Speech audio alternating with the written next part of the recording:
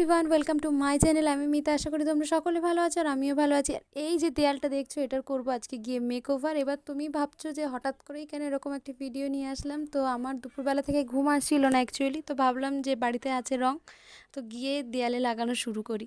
তো সেই মতোই আমি এখানে দুপুরবেলা একদম লেগে পড়েছি রং লাগানোর জন্য। আর এই যে দেখো, এই শেডটা আমি চুজ করেছি।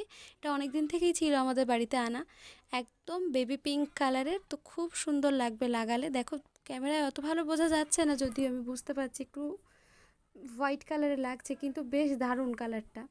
তো লেগে পড়লাম এখন কালার করতে। আর এই দেয়ালটাকে না খুব সুন্দর করে মেকওভার করবো। তো তোমাদের পার্ট 1 পার্ট 2 করে প্রত্যেকটা ভিডিও আসবে, তোমরা অবশ্যই দেখো।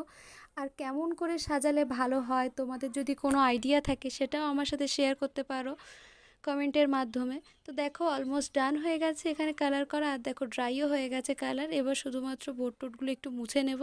তো আজকের মতো ভিডিওটা এইটুকু, দেখাবে নেক্সট ভিডিও।